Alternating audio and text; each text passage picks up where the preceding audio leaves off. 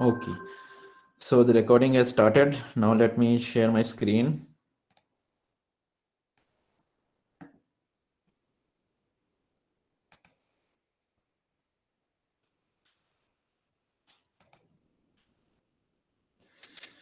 I hope my screen is visible.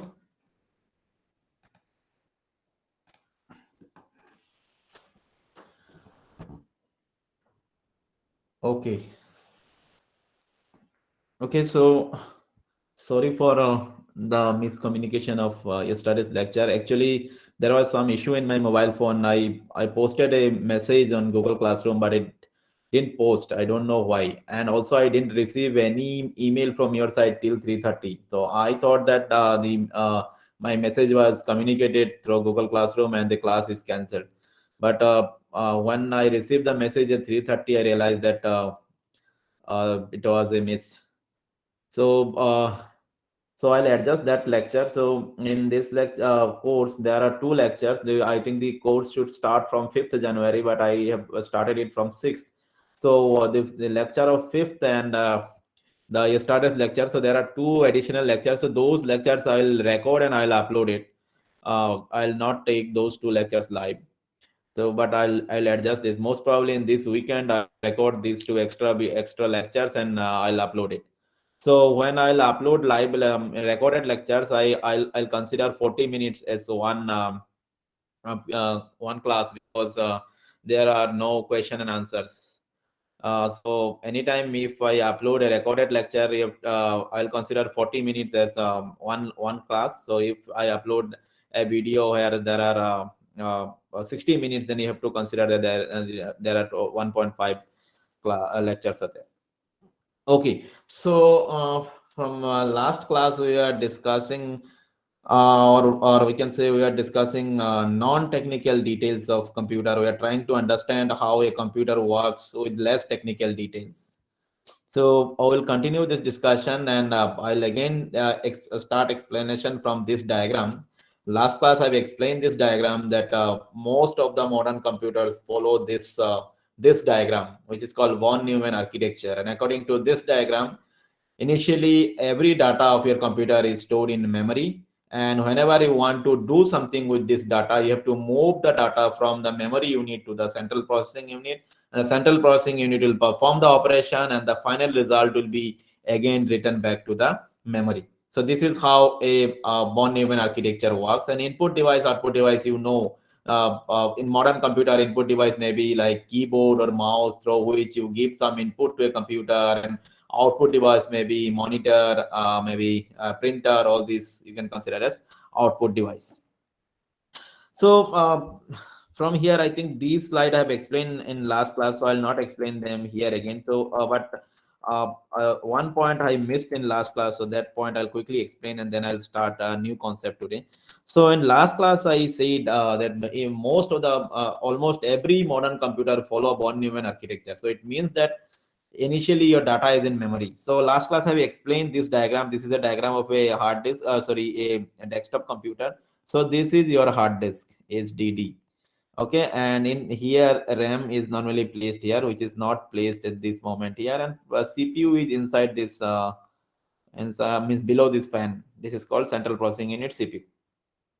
Okay, so if your computer is off, suppose it's a desktop computer and now it is powered off. So initially at this moment, every data is in your hard disk, right?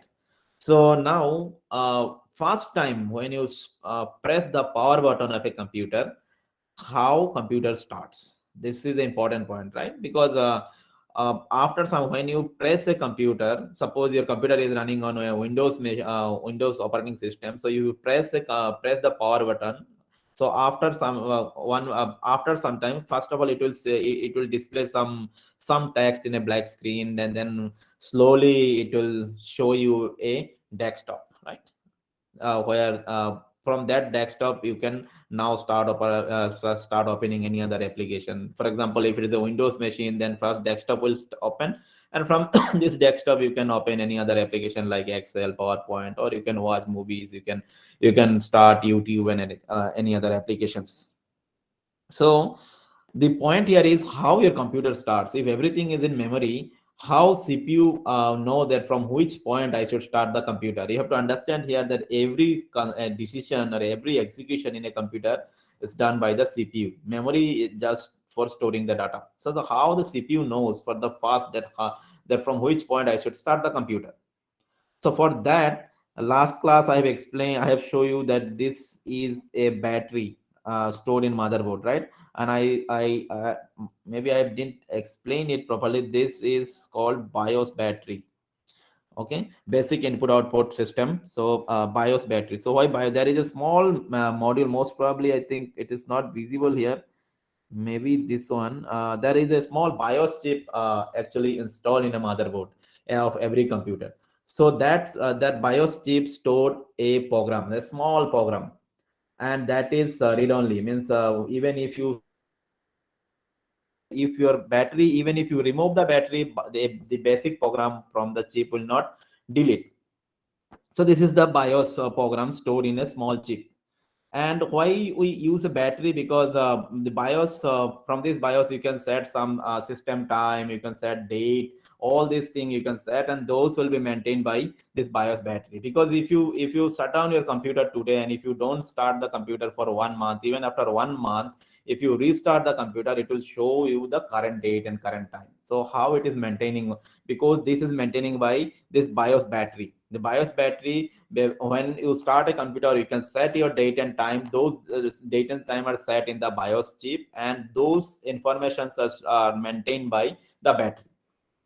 Okay, so sometimes you can also set a BIOS password.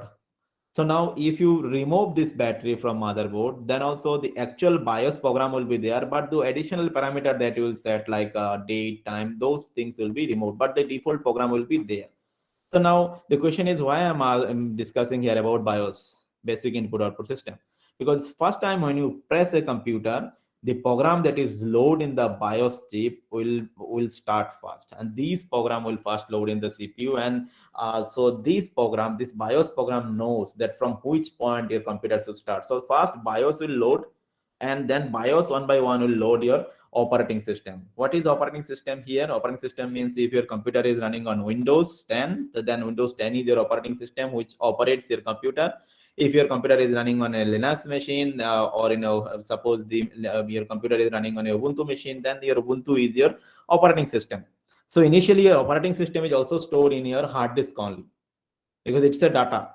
The entire operating system is also a data, so it will be stored in hard disk only. First BIOS will load. The moment you press power button, BIOS will load, and then one by one it is the responsibility of BIOS to load the operating system first. And when the operating system will be completely loaded, you will see the desktop screen. That process is called booting process. So I'll not go in more detail about this, because the concept of BIOS or concept of operating system and all, you will study it in different course. If you are from CSE background, then you will study it in a subject called operating system. And also it's not possible to go more detail, but at least you should know that when you press a power button, how computer starts, from which point it start executing. Okay, so this point I'll skip the remaining part, because I think I have already explained this part in last class. I'll skip up to this slide. I have explained, and I've explained that modern computer has these four major components: CPU, memory, input output, and interconnects. Interconnects means all the wires, those are required to communicate between these modules like CPU, memory, and input output. Okay, so if you zoom more on CPU, then CPU has these parts: register, arithmetic logic unit, control unit, and internal CPU interconnects. So registers I explained in last class also. I think it's a very fast memory, very small, tiny memory, but very fast. It is stored inside the CPU. So if you want to perform any operation in CPU, and then these information must be stored in registers first, and then you can perform the operation. Don't worry, I'll clear this concept today. I'll show you some simple example today. After those examples, your basic concept of register, arithmetic logic unit, and control unit will be clear. And CPU interconnects is very simple. There are many components inside a CPU. So connecting those components, you need some wire. Those are called interconnects. And memory can be divided into cache memory, main memory, and secondary memory. I told you in last class also that always remember, whenever I'll say main memory in this entire course, you have to understand I'm saying about RAM. Main memory means RAM. That the standard term that we know. It's not a standard term. It is a non-technical word, RAM. People use it. Those who are not very familiar with computers architecture, they normally use RAM, but it's not a standard term. So normally we use the term main memory. Whenever I'll say secondary memory, you have to understand either I'm saying about hard disk or SSD. And cache memory is the cache memory is normally a part of the CPU. That's why we call it on-chip memory. So whenever you'll purchase a processor from market, then with all the components that is showing here, with these components, you also purchase the cache memory, because cache memory is inside that processor. You cannot see a cache memory in a computer, because it is not outside of a chip. It is inside the processor. Okay. So now, in last class, I've also explained a concept. I given an example of the earth cutting machine. That suppose there is a machine of this company JCB. This is very well known, right? They cut. They normally used to cut the earth, right? So suppose I have given some example that if it is moving, taking some mud from this place and it is loading in a truck. So from distance, we can you can assume that it is working as a human, right? It's a very powerful human. It can move, and it can collect, it can grab something, it can move some mud or something from one place to another. So it looks like a human being from distance, but internally we know that it's not like this is not a human. It has no brain, because it has some capacity, some command. Like if I give a command like right, it can go right, up, it can go up, right? So based on those commands, so the driver who sit inside the car, he knows those commands very well, and he properly give the commands as a sequence, so that it can move in a particular direction and it can perform some operation. So today what I'll do, I'll give you a more another example. Suppose you have a robot.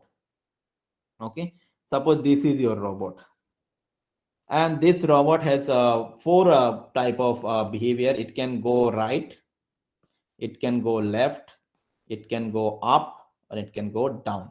Okay, and now this is your starting point. You want to do this, robot should go from this point to this point, then from this point it should go to this point, and from this point it should come here, and from here it should go like this, and this process should continue. So basically you want that the robot should rotate in this rectangular fashion, right? And to operate this robot, you have a remote control, and in remote control there are these buttons: right, left, up, down. So how you'll what command you will give to this robot? Assume that robot is initially in this position, so first you will give a right command, right? The moment you will give right command, robot will move from this to this.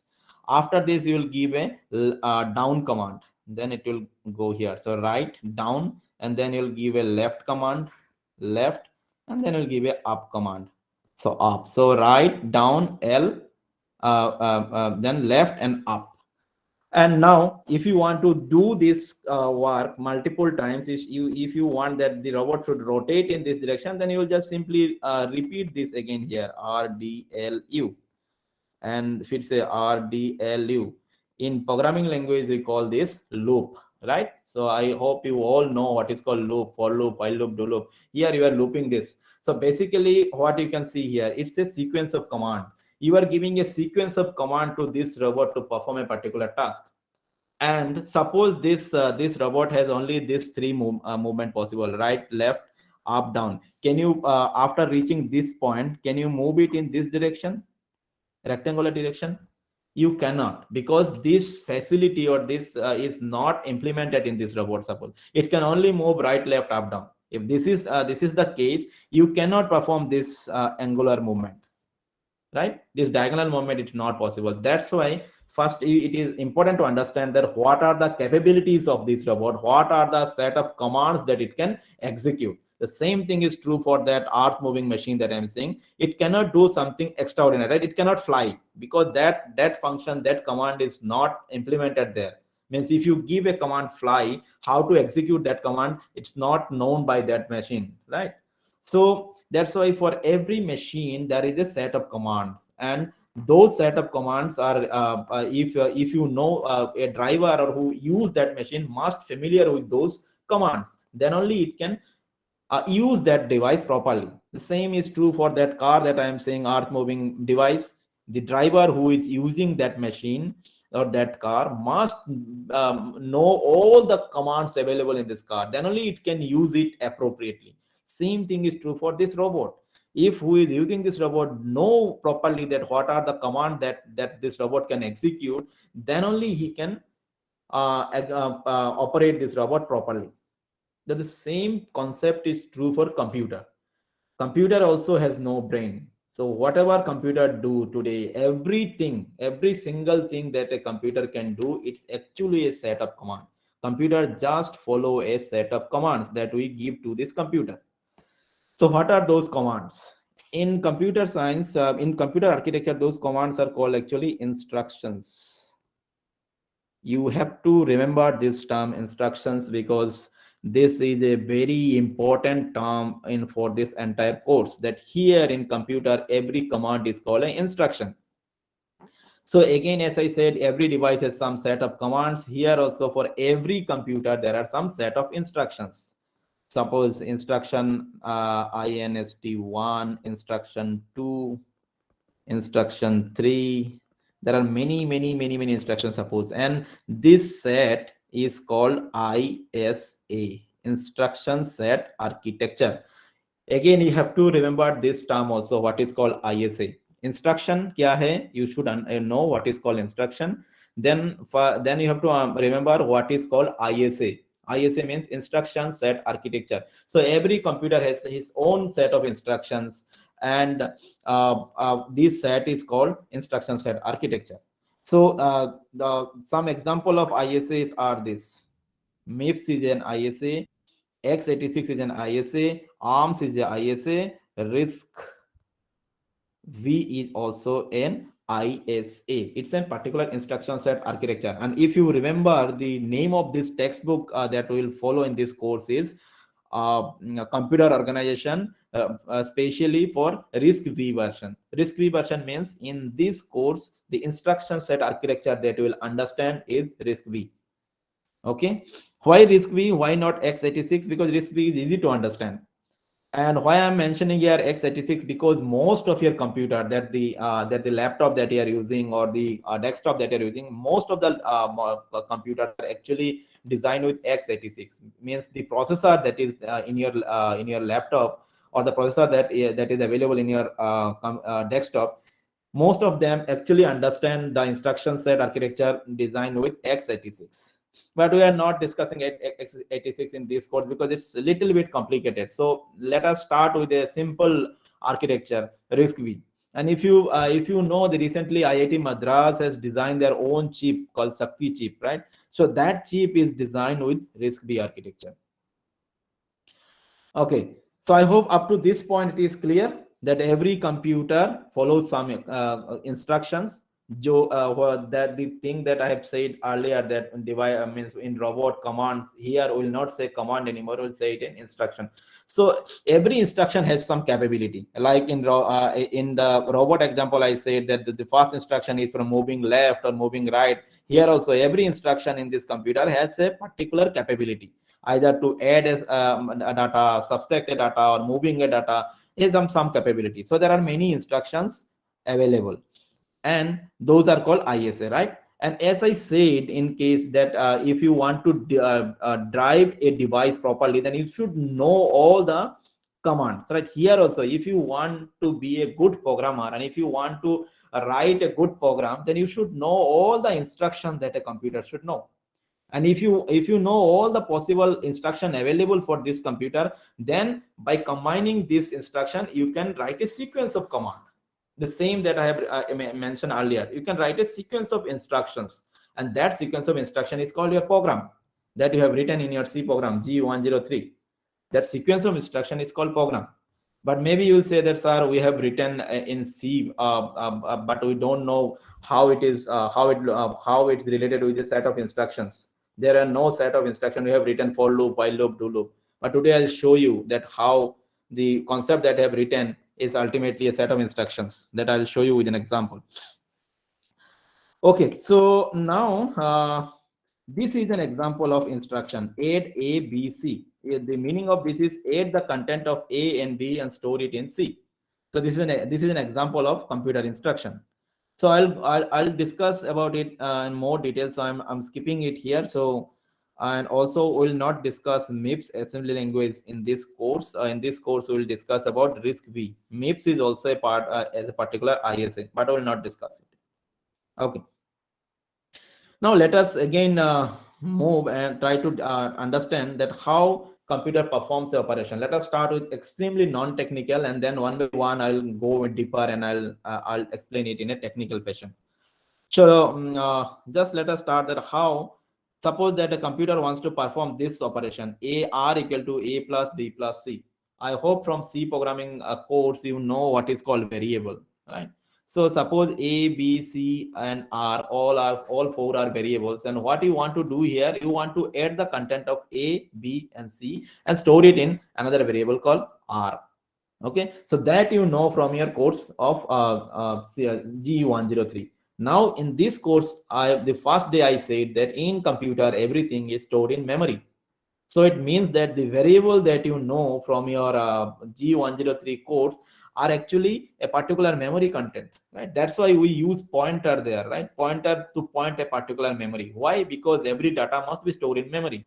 So assume that A, B, C are three memory location in your memory. In A, there are some data stored. In B, there are some data stored. In C location also, there are some data stored. What you need to do is you need to add the content of these three memory location, and then the result you want to store in another memory location, which is called R.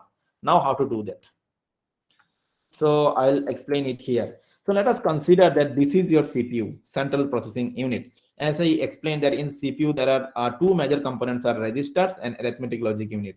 So I also explained that what are registers? Registers are some very fast memory. So if you want to perform any operation, so let us consider that if you want to perform any arithmetic operation like addition and multiplication, then the two values like addition A plus B, then both A and B must be present in these registers first. So there are four registers here. You can say $1, $2, $3, $4. There are four registers here. So you must bring the data and store it in the register first, and then only you can perform the addition or subtraction like the arithmetic operations. Now let me consider that actually I'm trying to do the same thing, R equal to A plus B plus C. So assume that this is your A, this is your B, and this is your C. Initially, as I said, everything is in memory. So this is your memory. This part is your memory, and in this memory, in location A, 100 is stored. In location B, 20 is stored. In location C, 300 is stored. You want to add 100 plus 200 plus 300. So ultimately result is 300, and you want to store result 300 in a place called R. Suppose this is the R. So where you want to store. But who can do the addition? In computer, memory has no addition power, processing power. It can only store data. So as I said, according to von Neumann architecture, if you want to perform some operation, you have to move the data from memory to CPU. And if you move the data from memory to CPU, where you store it in CPU? In the registers. So suppose the 100, first you will move 100 from memory to CPU and you'll store it here in 3, suppose. In register 3, you move 100 from memory to CPU. And then you'll move 200 from this memory location B to CPU. So 200 will be here. So now your first two data are available in CPU. One is in register 3 and one is in register 4. Now you can perform the addition. Who will perform the addition in CPU? The arithmetic logic unit. The arithmetic logic unit is responsible for your all arithmetic operations, addition, subtraction, multiplication. So how it will perform? I'll supply the content of register 3 through this line, and I'll supply content of register 4 through this line, and there will be another command here through this line which will say the arithmetic logic unit that perform addition of these two. So what arithmetic logic unit will do? It will perform the addition of 200 plus 100, so result is 300, and assume that I want to I'll store the result back in register 3. First 200 plus 100, so 300 is already generated. After generating 300, I'll delete this first 100 here, and Now 300 is stored here. Okay, so for A plus B is done. Now what else? Now we need to move C. We need to move C from memory to CPU. And where I want to store, let us store it in $4 again, means register 4. So I'll it will overwrite 200, and now 300 will reach it. This is the content of C actually now moved in register 4. Now again 300 in register 3 and 300 in register 4. So now again perform addition. Now at that time, if you perform addition, then final result is actually 300 plus 300, it is 600. Now let us again store 600 in a register, and I want to store it again in register 3. So 600 is stored here. That's it. So your final result 600 is there. You have already done the addition, but that's not the final thing, right? Because if you see this expression, what I said that I want to add this 3 memory content A, B, and C, and then I want to store the result in another memory content, which is called R. But at this moment, the result is not stored in memory. Result is still in CPU, in the register 3 of CPU. So what you need to do here, you need to move this this value 600 from CPU to back this memory location R. And once you do this, then your operation is done. So now can you relate what I am saying here with von Neumann architecture? I think you can relate, right? Because we are moving every data to the CPU, we are performing the addition, and then final result we are storing back in the memory. Okay, if this part is done, then I will explain the same thing. I will explain with more technical details. Now the next thing that I will explain is A, B, C, and it is R. So every memory has a address. I think suppose a memory location, normally data are normally addressed by bytes. So you know what is called bit, what is called byte, right? So every byte has a fixed address. So assume that the base address here is 12,000. So it means that A means 12,000. Address is 12,000. So here 100 is stored, right? So these are address. A is just a variable name. Actually, the address is 12,000. That we use in pointer, right? In C++ or in C. Sorry, in C. The variable and then address of variable is suppose this is the address 12,000. So now what will be the address of B? If it is an integer, then integer takes 4 bytes, right? So the address of B will be 12,004, right? Where actually 200 is stored. So in this way, C is address of C is 12,008, where 300 is stored. Okay, so why I'm saying all these things, because this concept will be required now. Okay, so the things that I have explained here, that first I will move the content of A to register 3, then content of B to register 4. Who will do this? How we will do this? To do those things, we need some commands, right? Or need some instructions here. So one by one, let us write those instructions here. As I said, that for to perform any operation, you need to write a set of commands, same like robot. So these are the set of commands. This is the sequence of commands or sequence of instruction that we normally called as a program. So you have written enough program in your G103 course. So this is a program. This is a set of instruction. So now we'll see that one by one, if these commands will be executed by CPU, then how your complete operation will be performed. So for this, first we'll take some assumption. First assumption is assume that this base address 12,000 is already stored in this register. I'll not explain how, but this is the assumption, that assume that the base address of memory 12,000 is already stored in register 1. And now you start executing from this instruction, this command. What this instruction is saying, load from this memory location and store it in register 2. Okay, what it is saying, I'm again repeating, this is a load instruction. LW means load instruction. It is saying load from memory and store it in register. So now the next question is load from which memory address? It is saying memory address is $0, $1. $0 means actually 0 plus $1. What is the content of $1? $1 is 12,000. So it is saying load from the memory location 12,000 and store it in register 2. So it means that it is saying that load this 100 and store it in register 2. So previously I said register 3, but they are saying now it is stored in register 2. Same thing, right? So this is the first load instruction. So after the first load instruction, let us execute the second instruction here. Second instruction is saying load from this memory location and store it in register 3. So what is this memory location? 4 plus 12,000. 4 plus $1 is 12,000, right? I've already said that assume that the content of 12,000 is already stored in a register 1. So here $4 means actually 4 plus 12,000. So it is 12,004, which is the address of B. So it is saying that go load the content of address 12,004 from the memory and store it in which register? Register 3. So 200 will be stored in register 3. Okay, done. Now next instruction. What is next instruction is saying? It is a add instruction. What this instruction is saying? This instruction is saying add the content of register 2 and register 3 and store the result in register 2. I'm again repeating it. This instruction is saying add the content of register 2 and register 3 and store the result back in register 2. So what it will do, this arithmetic logic unit will perform the addition of these two, register 2 and register 3, and the result is 300. That result will be back stored in the register 2. So 300 will be stored here. So this is actually the third instruction here, add instruction, add command. After this, the fourth command. What is the fourth command? Fourth command is again a load command. So it is saying again load from this memory location, which is 8 plus 12,000, which is 12,008, which is actually the location of C. So it is saying load from read from this memory location and store it in which address? Sorry, in which register? Register 3. So what we will do? We will read this 300 from memory and store it in register 3. Done.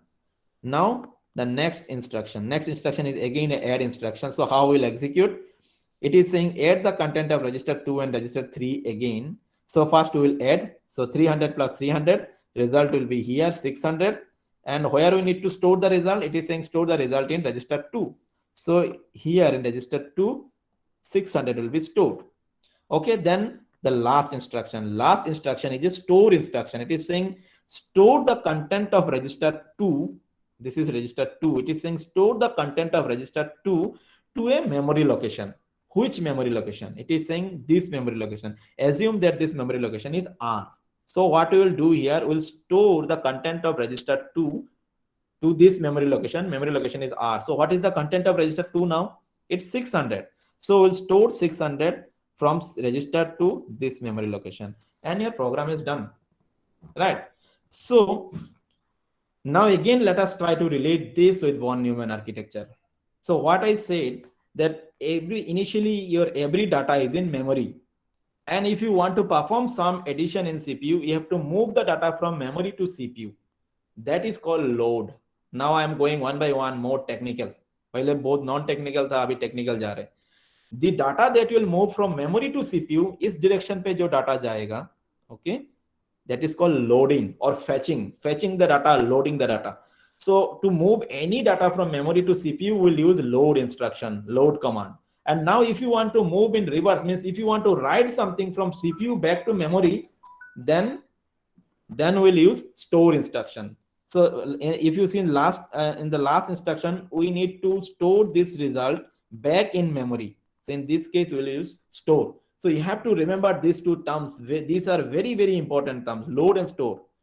Load means collecting or fetching data from memory, moving data from memory to CPU. And store means writing back data from CPU to memory. And these are the only two instructions which are used to communicate with memory. बाकी जितने भी instructions है, they are only to perform operation in CPU. So what I said that in this course, we will try to understand a instruction set architecture, which is called RISC-V. It's a huge instruction set architecture. There are many instructions are there, and we will try to understand each and every instructions. But out of all the instructions, only load and store instructions are there who will communicate with the memory. And other instructions are only inside the CPU. They will perform all the operation inside the CPU, like addition. Here we use addition, like Similarly, addition के साथ साथ multiplication आएगा, division, subtraction.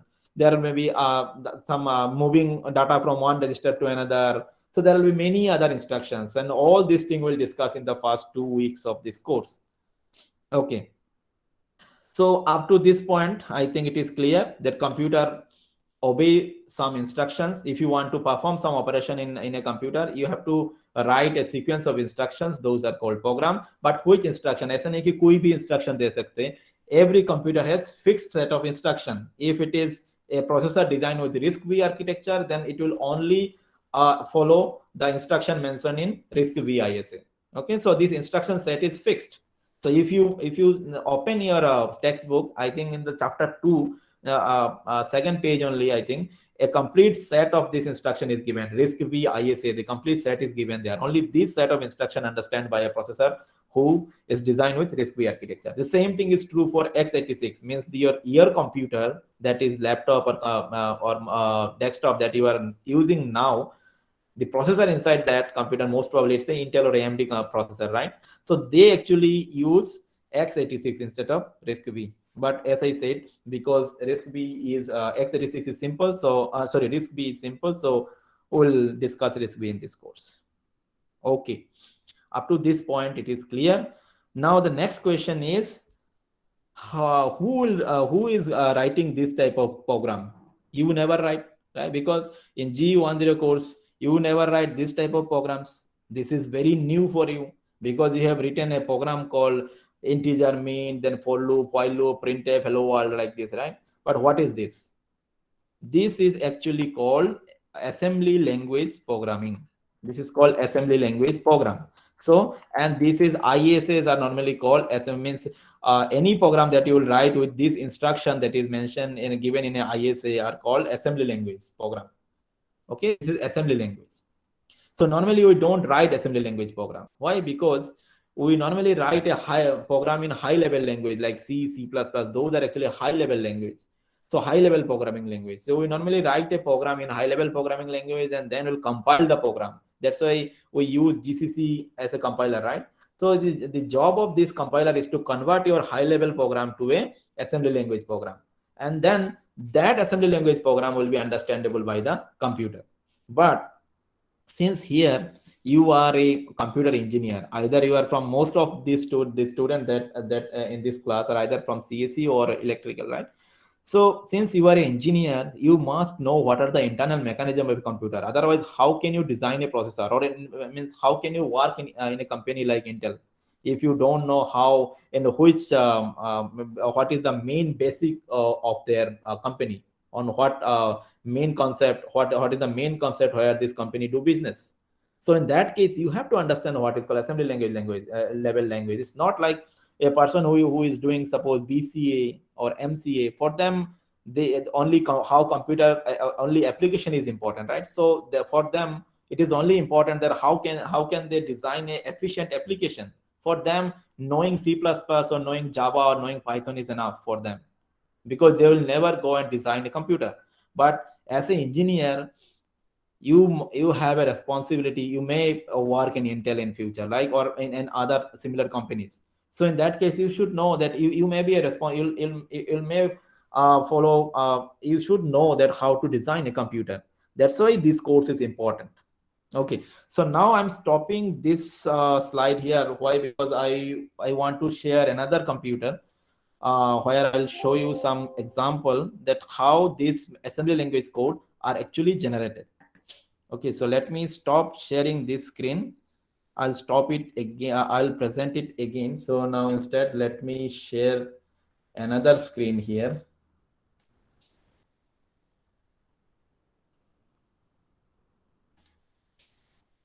I hope the other screen is now visible. Okay, so what I am trying to show here is a C program. This is a C program called P1.C. I think you can let me do some changes here. Let me remove this first. I'll not write it here first, and let me write here a greater than 5. Can you guess what will be the output of this code or this program in C? Integer mean there is a variable called a, and then if a greater than b, it will print hello Sachin, else it will print hello Rahul. So what it will print? Anyone? Hello Rahul. Yeah, it will print hello Rahul because a is greater than 50. So if a is greater than 50, it's false, right? A is actually 10. So it will not go inside this line number 6. It will go and it will print line number 9. So I hope this part is you know. So now how we'll compile this code?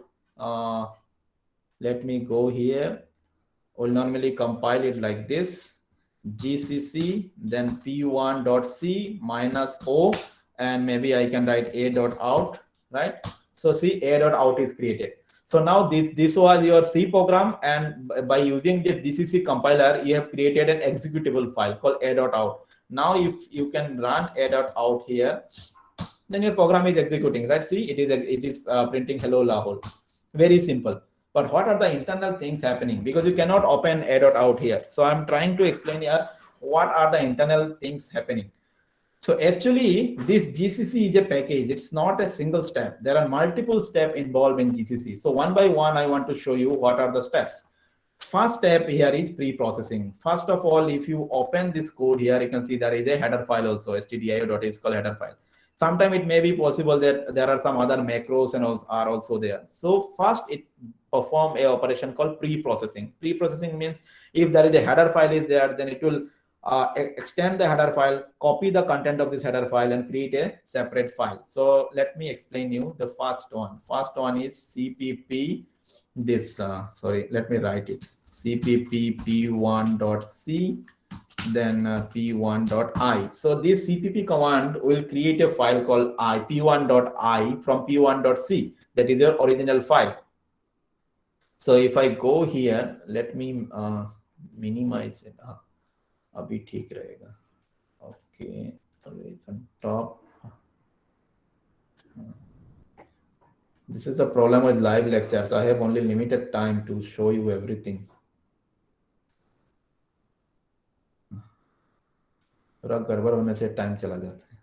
Okay, so if I execute it, see, okay, so now if I open p.i, it is opened here. I think this is p.i. You will not understand anything. There are a lot of unnecessary code here. What are these code? Those code, these are actually copied from your stdio.h. अगर p1.c में जाओगे, this stdio.h से ये सब copy हुआ है, extend हुआ है, and your original code will be at the end. See, your original code is here. This part is called pre-processing. Another thing of pre-processing is, suppose you have a macro here like this, like hash define max is 500, and instead of 50 here you are using max. I hope you know this. This is also a correct thing, right? You can write a program like this also. Hash defined max equal max 500 is a macro, and you can use a macro here like if a greater than max. But what will happen if you compile this code?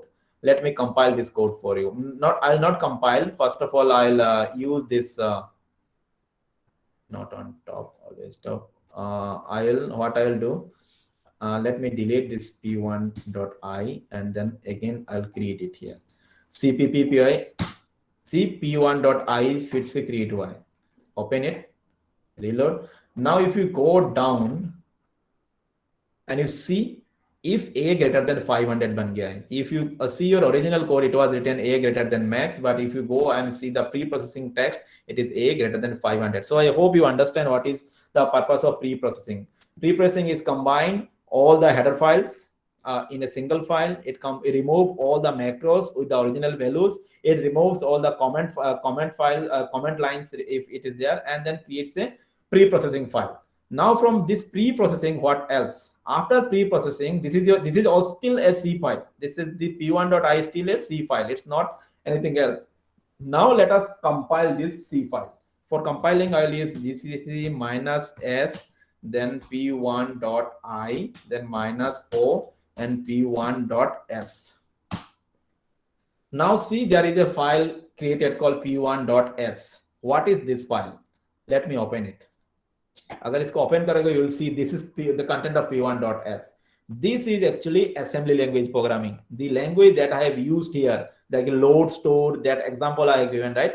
that I said this is assembly language programming. This is your assembly language programming. So when you write a C program, you have written this program, but computer don't understand this. So the compiler is converting your this code to this code. This is the assembly language code. So compiler, and this is specific to a processor, means if your processor is running on RISC-V architecture, then this program will be generated according to RISC-V ISA. If your computer is running on a x86 processor, then the compiler will generate the p1.s file according to the x86 ISA. So it varies from ISA to ISA. So this code you will not understand, and you will not understand at the end of this codes also. Why? Because this is not written in RISC-V. This is written in x86. x86 में किस लिए? Because I am running it on my desktop, and desktop has a Intel processor, or Intel processor is a x86 ISA use करता है, right? That's why if I compile this program in my desktop, it will convert in assembly language code which is written in x86 ISA, RISC-V में नहीं. Okay, that's why you will not understand this, and I already mentioned that this RISC x86 is complicated, so better start with RISC-V. But at least you get an idea that what is called assembly language code. But assembly language code is also not directly understandable by a computer. This is just a symbol, because in the first day I say that computer only understand binaries, right? 0 and 1, but this is not binary, this is text. So how we convert this to text binaries? For that we need an assembler. So what will do? Assembler will do p1.s minus o, then it will do p1.o. So now you can see there is a file created called p1.o. That is your object file. That is your machine language file.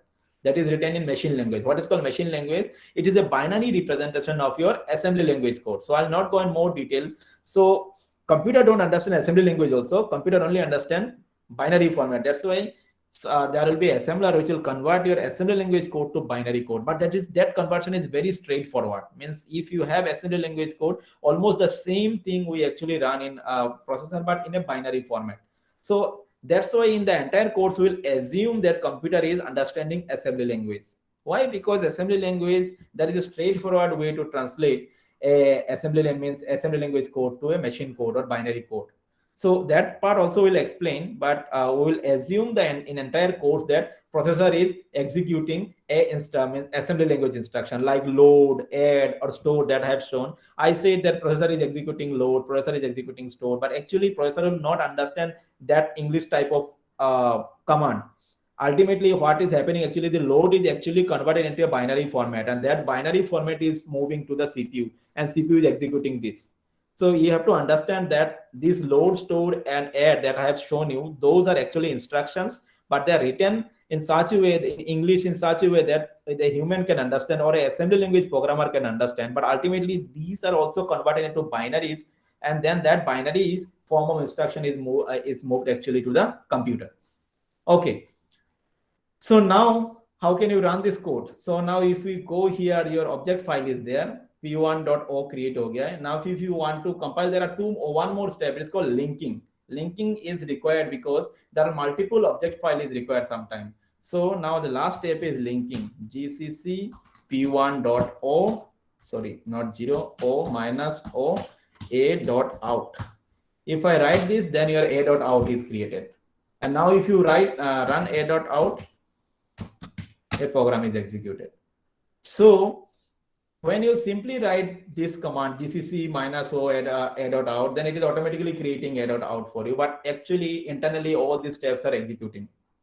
First it is performing pre-processing, then it is from preprocessor process C code, it is creating your assembly code, and from assembly code, that is p1.s, there will be assembler which will convert your assembly code to a machine language code, that is called object file, and from object file it will create an executable file. From this point we use a linker. So maybe if I go in this slide, I think this is a video recorded by me. Maybe I'll share this video with you also later, but this will be extra thing. This is not in your course, because after this point there are a lot of discussions are there in this video. All are for C programming, not very important for computer architecture, but they are important for C programming. So you can watch this lecture also. I'll give you the link, but it is not exactly for the course. Okay, so you can see if you have a C file here, first we'll perform pre-processing. After pre-processing, there is a compiler. Compiler will convert your pre-processed code to a assembly language code. Okay, and that assembly language code is written either in x86 or RISC-V, or well, this is, if you can say, it's a set of commands that computer understand.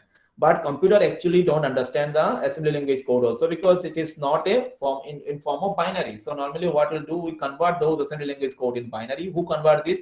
Assembler will convert your assembly language code to a binary representation of those assembly language instructions, and though this is called your object file. And when you run a program, if it is a single file program, is fine. But when you go write a big software where there are multiples of files are there, it's not just program 1.c. There will be many files, many folders, so it may be possible, and you have to combine everything. So in that case, there will be multiple object file, and before creating the executable, you have to link all the object files. So there will be a linker here, and after linking, you will create the final executable, which we are showing here as a a.out. And that a.out you can execute. Okay, so now I think it is clear that if you have created, suppose I have created a.out in this machine. Now if I copy this a.out in a pen drive and I'll copy it to my laptop, which is running in, which is running in a different processor, then you cannot guarantee that this a.out will work. Why? Because if the underlying means instruction architecture of these two processors are different, then if I just copy this executable file a.out, my machine, the another machine may not understand it. Even if you copy this p1.s, those which is written in x86 ISA, and if you try to execute copy this p1.s from this machine to another machine using suppose a pen drive, and that machine is not based on x86, suppose that is based on ARM instruction set or RISC-V, so that assembly code will not understand, not execute there. But if you copy p1.c, ये हर जगह चलता है, right? Why? Because when you copy p1.c to any other machine, you will perform GCC there, right? You will perform a GCC operation like this, and this GCC is a compiler smart enough. It will first understand what is the underlying instruction set architecture, and उसके हिसाब से ये convert करता है. And that's why if you copy p1.c, वो चल जाएगा, but if you copy this executable file or this p1.s, it will not execute. It is not guaranteed. If everything is same, means if the same company का processor होगा, means it is also Intel i7. If I move it to another Intel i7, then it will work. Otherwise, it will not. Okay. So I hope this part is clear. So I have to stop here. So next class, I'll explain some more important basics, and then I'll stop the basic and I'll start the textbook. So at this moment, if any questions are there, you can ask. Let me stop presenting. Okay, so I'm now open for questions. If you have any question, you can ask.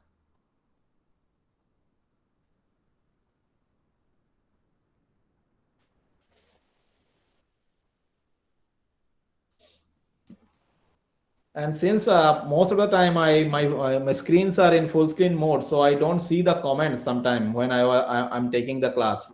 So you can also ask your question. I'll answer.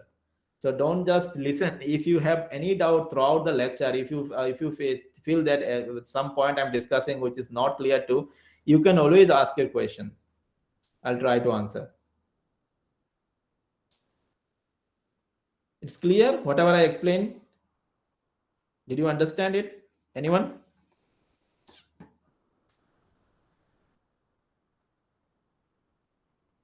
Okay, are you feeling it interesting? Are you getting the actual idea that how computer is working?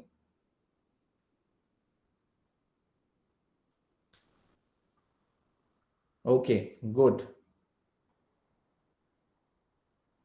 No, machine code can run on every machine. No, machine code is actually machine code hai na? Machine code means machine dependent. Well, your p1.c, that is C program, is independent, because when you'll copy C program from one machine to another, you will compile it. And when you'll compile, the machine code that will generate in that machine is machine dependent. p1.o is a object file. This is your machine. Actually, as I said, p1.s is your actual machine assembly language code, and that assembly language code is converted into binary form, and that binary form is called your p1.o. And in technical term, we call it as object file.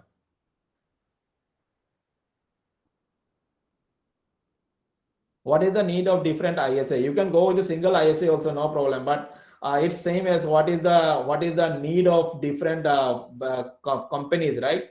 ISA designing also is a job, and there are different companies for this and different organizations for designing different type of ISA.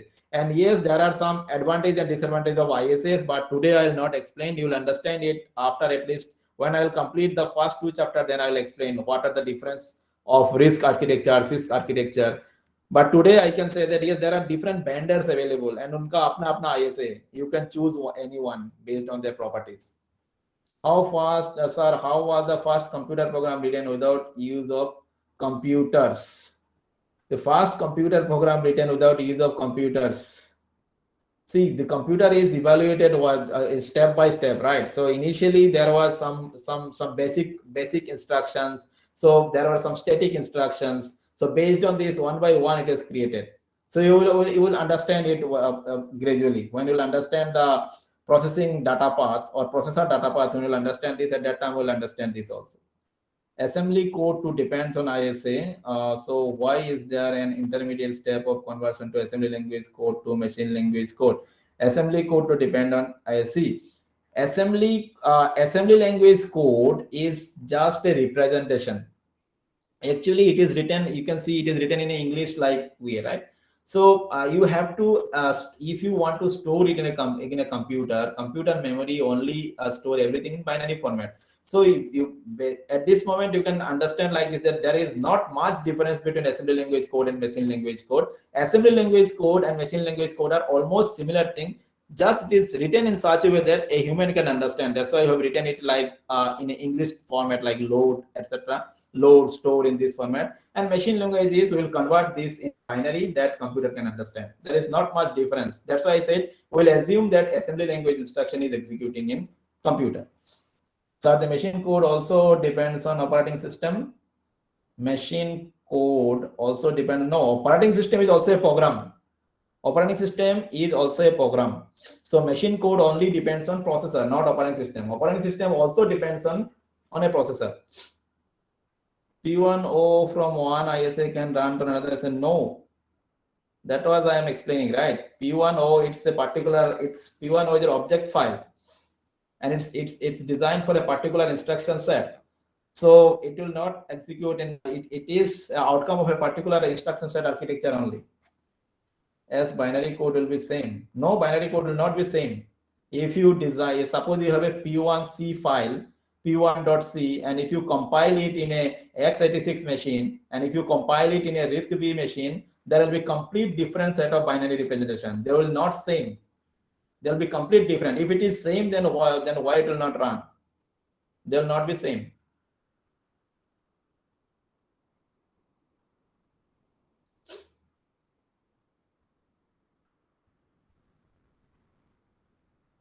Any other questions? So I think it is already 3. So maybe you have some other class. So if you have any other questions, you can always send me email or you can post it in Google Classroom. I'll try to answer. Okay, so I'm stopping the recording here. Next lecture is tomorrow, the same time. Thank you. You may leave.